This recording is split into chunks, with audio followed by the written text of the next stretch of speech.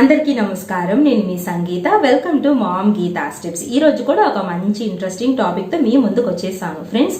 ఈ రోజు మనం ఏం చూడబోతున్నామంటే, గర్భధారణ సమయంలో మనం తెలియకుండా చేసే కొన్ని పొరపాట్ల వలన ఏ విధంగా బిడ్డ మీద ప్రభావం చూపిస్తుంది, ఎలాంటి పనులు మనం చేశామంటే మనకు మాయ క్రిందకు జారే అవకాశం ఉంటుంది, గర్భసంచి క్రిందకు జారే అవకాశం ఉంటుందో తప్పకుండా ప్రతి ఒక్క గర్భవతి తెలుసుకోవాలండి. ఇది చాలా అంటే మనం చిన్నగానే చేస్తూ ఉంటాం, బట్ ఇది పెద్ద దుష్ప్రభావాలు చూపిస్తుంది అనమాట. సో ఆ పనులు ఏంటి, ఎలాంటి పనులు గర్భవతులు చేయకూడదో వివరంగా ఈరోజు మనం తెలుసుకుందాం. అంతకంటే ముందు ఒకవేళ మీరు గనక మన ఛానల్ మొదటిసారి చూస్తూ ఉంటే తప్పకుండా మామ్ గీతా స్టెప్స్ సబ్స్క్రైబ్ చేసుకోండి. సో ఇంకెందుకు ఆలస్యం, let's start our video.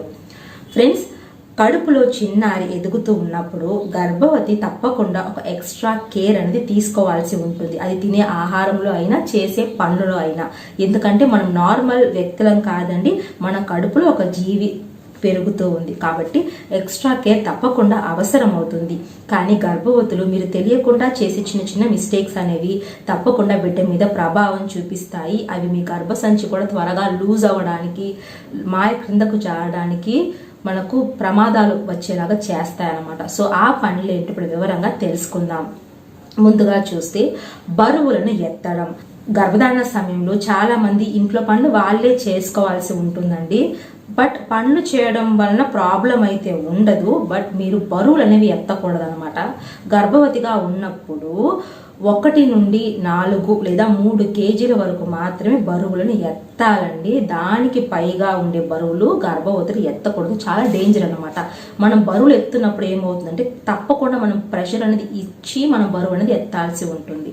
So ఆ ప్రెషర్ ఇస్తున్నప్పుడు ఆ యొక్క ఒత్తిడి మన కడుపు మీద పడుతుంది. ఇది గర్భసంచి క్రిందకు జారేలాగా చేస్తుంది అనమాట. కాబట్టి గర్భధారణ సమయంలో మొదటి మాసం నుండే బరువులను అధికంగా ఎత్తడం అనేది మీరు తగ్గించాలి. అసలు మీరు 5th మంత్ తర్వాత బరువులు ఎత్తేది మానేయాలన్నమాట.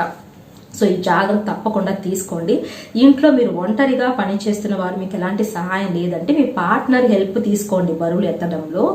ఇక రెండవదిగా చూస్తే, ఏదైనా ఒక వస్తువును, బరువైన వస్తువును జరపడము లేదా లాగడము, నెట్టడం కానీ లాగడం కానీ చేయకూడదండి. ఇది కూడా కడుపు మీద ప్రెషర్ అనేది ఇస్తుంది, గర్భసంచి క్రిందకు జారేలాగా చేస్తుంది. బరువైన వస్తువును మనం లాగుతున్నప్పుడు కానీ నెడుతున్నప్పుడు కానీ తప్పకుండా మనం ఫోర్స్ఫుల్ గాని చేస్తామండి. సో ఆ ఫోర్స్ వలన, ప్రెషర్ వలన కడుపు అనేది, గర్భసంచి అనేది లూజ్ అయ్యే ఛాన్స్ ఉంటుందన్నమాట. కాబట్టి బరువైన వస్తువులను మీరు లాగడం కానీ, జరపడం కానీ, నెట్టడం కానీ ఇలాంటివి చేయకూడదు. ఇక మూడవదిగా చూస్తే వంగి పని చేయడము. ఫ్రెండ్స్, 4 మాసాల వరకు తప్పకుండా మీరు అన్ని పనులు వంగి చేసుకోవచ్చండి, ప్రాబ్లం లేదు. ఇక 5వ మాసం వచ్చిన తరువాత బేబీ తప్పకుండా బరువు అనేది పెరిగి ఉంటుంది, కడుపు భాగం కూడా చాలా ముందుకు వచ్చి ఉంటుంది. సో అలాంటప్పుడు మనం వంగి చేయడం అనేది బేబీ మీద ప్రెషర్ని ఏర్పరుస్తుంది, తప్పకుండా అది బేబీకి హాని కలిగిస్తుంది. కాబట్టి 5వ మాసం పైబడిన తరువాత నుండి వంగి పని చేయడాన్ని అవాయిడ్ చేయండి. వంగడానికి బదులు క్రింద కూర్చొని సపోర్ట్ తీసుకొని మనము ఆ పనులు చేయాలి. అలా చేయలేకపోతే ఇతరుల హెల్ప్ అనేది తీసుకోవాలి. బట్ పూర్తిగా వంగి పని చేయడం అనేది తప్పకుండా బేబీకి హానిని కలిగిస్తుంది. ఇక నెక్స్ట్ చూస్తే మోకాళ్ళ మీద కూర్చోవడము. చాలా మందికి అలవాటు ఉంటుందండి, పనులు చేస్తున్నప్పుడు మోకాళ్ళ మీద కూర్చొని పనులు చేస్తూ ఉంటారు. ఇది చాలా డేంజరస్, తెలుసా అండి. సో మోకాళ్ళ మీద కూర్చునే పొజిషన్ అనేది మన యొక్క గర్భసంచికి ఒత్తిడిని కలిగించే పొజిషన్ అనమాట. అది బేబీకి ఊపిరి ఆడకుండా కూడా చేస్తుంది అనమాట లోపల. సో ఆ యొక్క పొజిషన్ లో ఏముంటుందంటే గర్భసంచి ముడుచుకున్నట్టు క్రింద వైపుగా, వజైనా వైపుగా ప్రెషర్ ఇస్తుంది అనమాట. కాబట్టి మోకాళ్ళ మీద కూర్చొని కూడా ఎలాంటి పనులు మీరు చేయకూడదు. ఇది చాలా డేంజరస్ అండి. తెలియకుండా చేస్తూ ఉంటే ఇప్పటి నుండైనా అవాయిడ్ చేయండి. ఇక నెక్స్ట్ చూస్తే క్రింద కూర్చోవడము, క్రింద పడుకోవడం. ఇది చెయ్యొచ్చా? చాలా మంది అంటుంటారు, మేము క్రింద కూర్చుంటాము, క్రింద పడుకుంటూ ఉంటాము, ప్రాబ్లం అవుతుందా అని చాలా మంది గర్భవతులకు డౌట్ ఉండొచ్చు. ఫ్రెండ్స్, 4 మాసాల వరకు మీరు క్రింద కూర్చోవడం వలన కానీ, పడుకోవడం వలన కానీ బేబీకి ఎలాంటి ప్రాబ్లం అయితే ఉండదండి. జాగ్రత్తగా మీరంటే స్లోగా కూర్చొని పడుకొని లేవచ్చు అనమాట. అలా చేస్తే మీకు ప్రాబ్లం ఉండదు. బట్ సడన్గా కూర్చోవడము లేయడం లాంటివి కూడా బేబీ మీద ప్రభావాన్ని చూపిస్తాయి. మీకు గర్భసంచి కూడా లూజ్ అయ్యే ఛాన్స్ ఉంటుంది, మాయ క్రిందకు జారే ఛాన్స్ కూడా ఉంటుంది. కాబట్టి క్రింద కూర్చోవడం పడుకోవడం అనేది మీరు 4 మాసాల వరకు చేయొచ్చండి.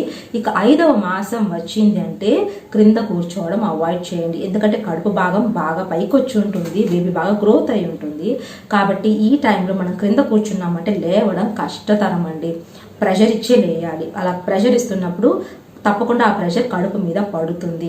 సపోర్ట్ తీసుకొని లేసినా కూడా కొంచెం కష్టమే. కాబట్టి 5వ మాసం నుండి స్టూల్స్ మీద అంటే మీకు బ్యాక్ సపోర్ట్ ఉండేలాగా చైర్ లాగా వాటిలో కూర్చొని మీరు కూర్చోవచ్చండి. క్రింద మాత్రం కూర్చోకండి. పడుకోవడం కూడా సపోర్ట్ తీసుకొని మీరు పడుకోవాలండి. బికాస్ ఇక 5వ మాసం కింద పడుకున్నారంటే ఆ యొక్క కడుపు భాగం తప్పకుండా బేబీకి ప్రెషర్ ఇస్తుందండి. ఆ సైడ్లో ఉండే మనకు రొమ్ము భాగాలు కానీ, పక్కటెముకలు కానీ, కడుపు భాగం కానీ, మన యొక్క మోకాళ్ళ భాగం అన్ని కూడా ఒత్తిడికి గురవుతాయండి. కాబట్టి క్రింద పడుకోవడాన్ని 5వ మాసం నుండి పూర్తిగా అవాయిడ్ చేయండి. ఇది బేబీ మీద ప్రెషర్ ఇస్తుంది.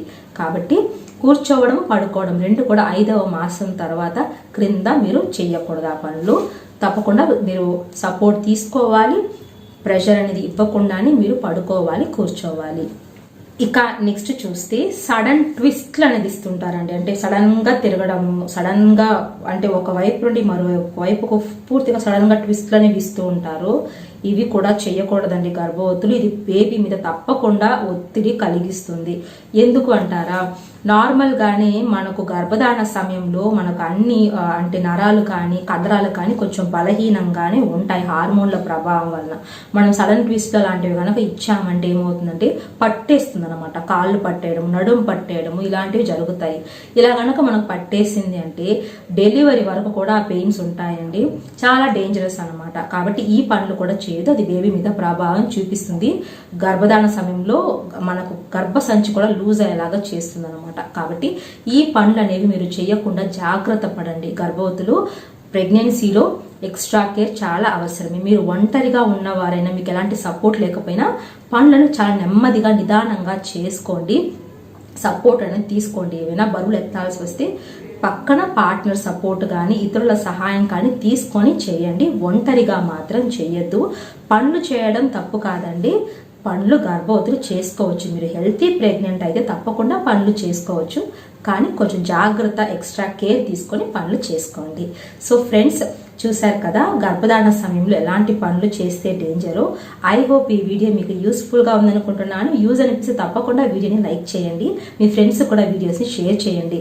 ఇంకా మరిన్ని వీడియోస్ చూడాలనుకుంటే మామ్ గీతా స్టెప్స్ సబ్స్క్రైబ్ చేసుకోండి. Thank you so much for watching.